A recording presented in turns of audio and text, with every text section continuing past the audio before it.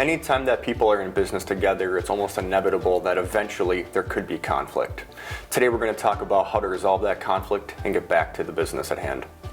Welcome back to the Legacy Builder Podcast. I'm your host, Jared Holt, and today we have Al Bennett back with us again, a business planning consultant here at Ascent. Al, welcome back. Thanks, Jared. Glad to be here. So Al, on the Legacy Builder Podcast, we talk about all things related to business planning, family transition planning, and we're going to talk about something today that is almost inevitable. And like we said in the opening, in business, if people work together long enough, conflict almost guaranteed will arise. Mm-hmm. And oftentimes it can be something that can be overlooked or not talked about as much as the other parts of the business, especially in family-held businesses. Correct. Why is this such a hot topic from your perspective, Al? Well, Jared, inevitably, as you indicate, it's just going to occur. It's like the changing of the seasons. I mean, it's hard to avoid. You know what's ahead on the horizon. And if you're in business with someone, you're going to have topics, you're going to have challenges, you're going to have obstacles to get around that people are going to have different perspective and different ways of dealing with. And if you don't have a professional conflict resolution process in place, more often than not, the conflict only escalates. Yeah. So with that being said, I mean, what do you start looking at if you're an organization, you've had some conflict in the past and you're wanting to make it more of a professional business?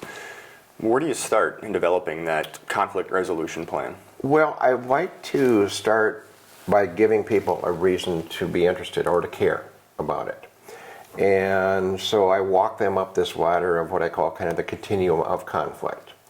And by that I mean that if you think about the importance of the time it takes to run a business, or the importance of having control over your business, or the cost of running your business, if those are your metrics, to know that if you can resolve conflict simply between the two sides or the two parties, that is something that takes the least amount of time, costs the least amount of money, and keeps you in control. It's kind of like, we'll figure this out. Somehow, some way, we'll figure this out. If, on the other hand, you deadlock and you have to move up a rung on the ladder, typically you involve a third party. That third party could be, a friend or a neighbor or a business associate. You could go as far as hiring a mediator if you want to start paying for that service. As soon as you do that, you're now spending more time, you're spending more money, and you've lost a little bit of control because you've got another person at the table. If that level is unsuccessful, some people then go to arbitration. And arbitration is kind of, well, we'll go in and each tell our side of the story, and then we'll allow a third party to kind of say, well, here's what I think should happen. And if it's binding arbitration, you're kind of stuck with whatever that arbitrator or panel of arbitrators decide. If arbitration is not a solution and you go up another rung, you end up where you bring in the legal team and you get attorneys. And that's where, more often than not, even if the attorneys are really, really good, I see where the costs start to go up dramatically because you're paying two professionals to come in with their legal opinion. If they're doing their job, doing what attorneys do, they're advocating for their client. I mean, they're working really, really hard to win their case. They're trained to be competitive. Again, takes a lot of time to do that and get through that process. If the attorneys can't work it out and it ends up in a courtroom, again, more time, more expense. And if you're now taking your conflict to the level that you have given a judge control, you may be less than happy with how a judge might rule over something. And then the extreme, the far extreme is if, and we have seen this, where people don't follow that course of action, they skip all that and they go right to some form of violence. Well, then your solution or your problem solver becomes law enforcement, where this conflict has gone to the point where someone's dialed 911 and the lights and sirens are coming to put out the fire. Yep. And at that point, you're really wasting time and you're going to waste a lot of money and you've given up total control. I think of a family business that I know that comes to mind right now where it was two families in business together, and by the time they came to work with us, the conflict had spewed on for 20 years almost. Right. And I remember sitting down with them asking, what's caused this rift? Why are you here? Why are you hiring us? And they couldn't even remember. They didn't even know. Yes, and I would compare it to, Jared, and we've used this example with clients. It's sort of like if you started a walk from here to town with a small pebble in your shoe. You might start the walk saying it's no big deal. I know it's there, but it's not bothering me. and after a mile it becomes uncomfortable, and after 5 miles it really starts to hurt, and after 10 miles, you've got a blister and blood on your sock. And we see families do that, where the little problems initially didn't seem like that big a deal. You bring in another generation, they're only magnified further. And if you remember a case we had years ago where two brothers farming together, they'd actually farmed together for nearly 30 years quite successfully. They got along, but then they both brought in successors that did not get along. And the only solution that they could see was to split up the family business and have two separate businesses. Again, kind of sad, but they lost control of it because they did not know how to deal with conflict. So let's get to that. If conflict is next to inevitable, what can you control about conflict, and what should you be thinking about? Right, and what we like to do is work with the family to start that conversation. And let's say, it is it's a simple issue that people see differently. You see black, I see white. Well, how are we going to get into an environment where we can maybe find out what shade of gray it truly is? And start by having a conversation about what in that conflict or what in that dispute can you control, or at least influence at a minimum. Well, certainly, if emotions are high or stress levels are out of control, the worst thing you can do is force the agenda. So what we recommend on the front end is, if you deadlock on something or you hit a hurdle, what's the time frame?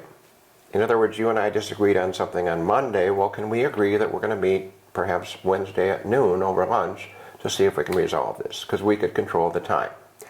The second thing is, we would have some control over the environment. Because you might say, well, yeah, I can do that, but I'm certainly not coming to your place to do it. That's not neutral. Well, then okay, we got to find a neutral environment, one where we both feel safe, but we both have access to the data or information we need to have a meaningful conversation. The third thing would be, well, what's the agenda? If we're going to get together, are we going to constrain it to the one topic, or are we going to get drawn into other things that we're upset about, or something that happened 10 years ago we're still upset about? What's an agenda that we're likely will be able to move the ball downfield and have some sort of outcome that is going to be positive? And a fourth thing might be, well, who's going to be there? Yep. The participants. In other words, are there other people we need that have perspective or information that either one of us don't? If it involves a team member, do we need that team member to be part of the conversation so they can tell their version of the story? Maybe we need an outside professional. We need someone to facilitate our conversation, keep temperatures low. And then the other thing would be, before we get too far into the conversation, might we agree on some sort of ground rules? How are we going to interact with each other? And ground rules can be so simple. It can be something like, we're going to listen respectively to each other. We're not going to interrupt. We're going to take turns. Almost think about it, ground rules that you might set with a group of kindergartners. Short of we're going to hold hands as we walk down the sidewalk. If you're working with business professionals, what kind of ground rules might you be able to adhere to? The challenging thing with ground rules I've seen, Jared, is that even if I get an extensive list of ground rules from people of 6 or 8 things they promised me in the front end that they're going to do, they're going to abide by, if emotions get out of control or the conflict is really serious, inevitably they start violating their own ground rules. And then you got to decide as a facilitator how you're going to handle that. Do you let them slide by, or do you interrupt and call a timeout and say, hey, you told me you weren't going to scream at each other, or you told me you weren't going to break any furniture, and here we are. Again, but trying to hold them accountable to some sort of environment that's productive. And it feels like understanding each other's behavioral styles could also warrant a lot of value in this situation. I think about the disc profiles that we oftentimes help clients or administer for our clients, and oftentimes that a person's going to fall on there somewhere, either between the D and I and S or C on the disc of the behaviorals.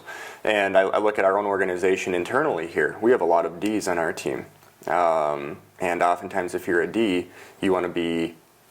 It's easy to overpower a situation. You want to run into the fire right away. You want to address things, and to know that internally we've set up kind of an informal conflict resolution process where if we are disagreeing on something, we'll come back to it maybe a day or 2 days later. Just let everybody calm down, collect their thoughts, think about things more fully before running in and trying to to solve it. Right. Because when you're in the moment, oftentimes you're not going to think clearly, and you just don't have the right perspective. Right, and as you indicate, Jared, I mean, we all have our preferred behavioral style, and some people, quite frankly, have no problem with conflict. Matter of fact, some people thrive in a world of conflict. It's, why you see people that are attorneys that love to litigate. It's just kind of their sweet spot. Or you see people in Congress that can't wait to get in front of the mic and debate others.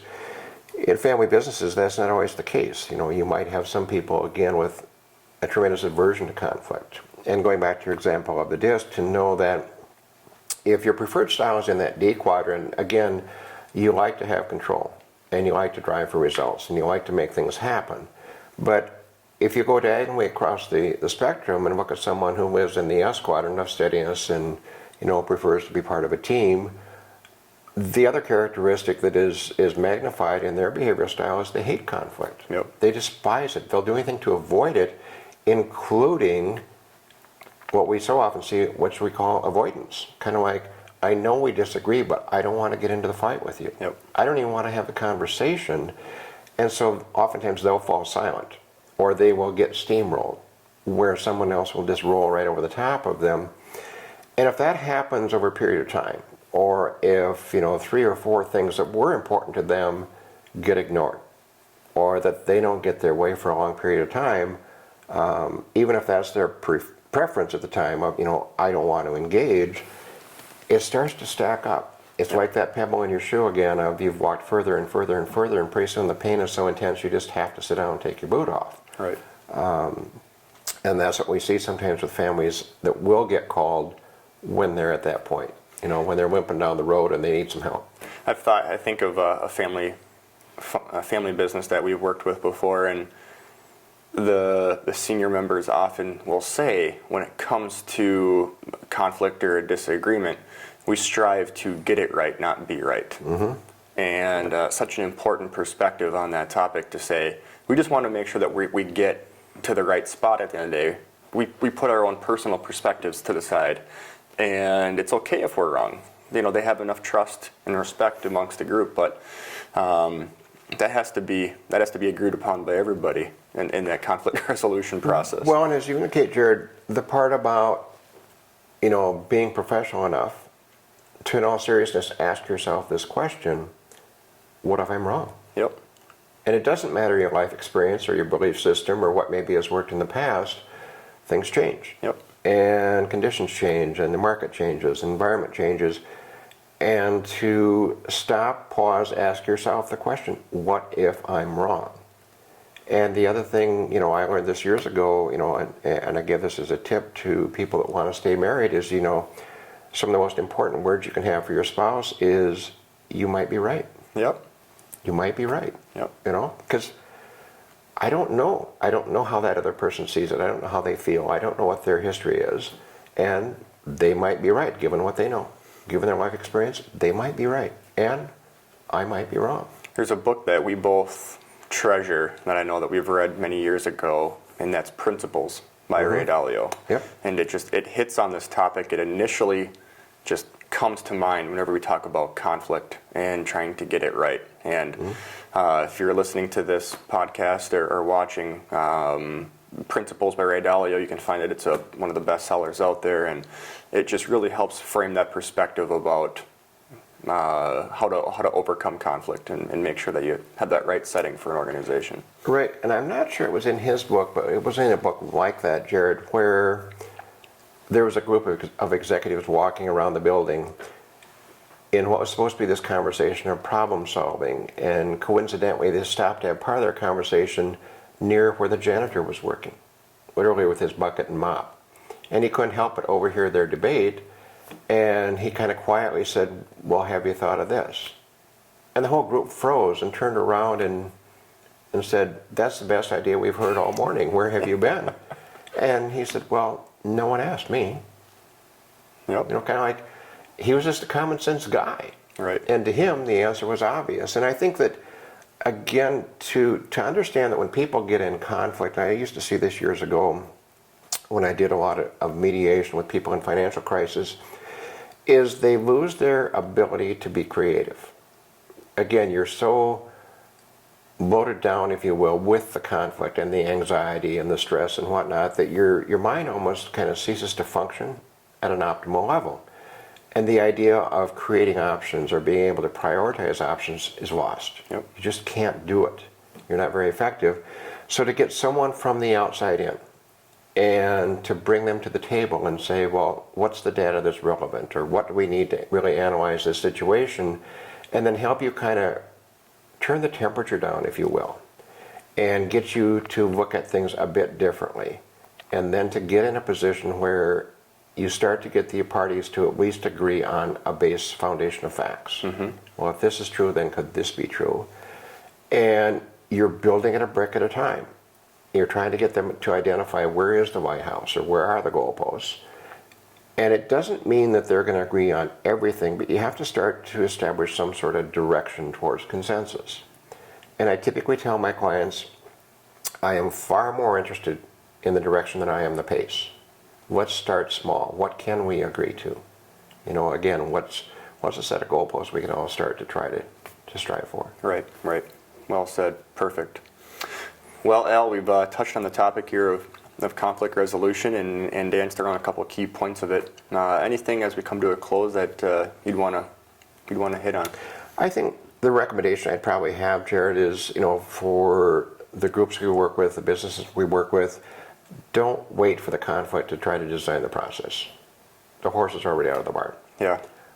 This is something you need to proactively do. You have to have a conversation around if we disagree on things, if we get into conflict, and at various levels, what's our protocol, how are we going to address it, and how do we stay, again, moving the business forward and stay business partners that remain professional and can respect each other. One last thing on that. Is there any tips that you'd have if we get in a setting, let's say you and I have a conflict, and we decided that we're to meet, the location, the time, it's a neutral spot, we're both comfortable, but let's say I have the issue with you. How do I bring it up? I mean, how do I, any tips on that? Well, you know, I know you and I are kind of tenacious readers, and I know there's risk saying, I just read this book, but I just read this book. Trey Gowdy, if you remember, was in Congress for about 8 years, and his book that I read just a couple weeks ago, it's called It Doesn't Hurt to Ask. And the point he's making in the book is, it's about how to persuade, because that's really what you're trying to do, is you're trying to persuade. And what he says is, it does you no good to storm in the room and say, I believe the sky is blue, or the grass is green. That's just your perspective, that's just your belief. If you're really trying to persuade the other party, what you need to do is ask great questions. You have to ask great questions. So again, before you come in with the chip on your shoulder, try to think from their side of the table and ask great questions. In other words, seek first to understand, like Covey used to say. Yep. You know, seek first to understand. You might learn something you don't know, and again, you might not be right. Absolutely. And it's always good to ask good questions and not attack or assume, like you said. Right. Get to the bottom of it. Right, and always keep in mind, you know, don't attack the person, you're there to attack the topic. Absolutely. You know, don't get personal. Absolutely. Well said. Al, thanks so much. We could probably have a round two on this conversation of conflict resolution. There's a lot more that we could get into, but appreciate you coming in today and sharing some perspective. Very good, thank you. Thank you.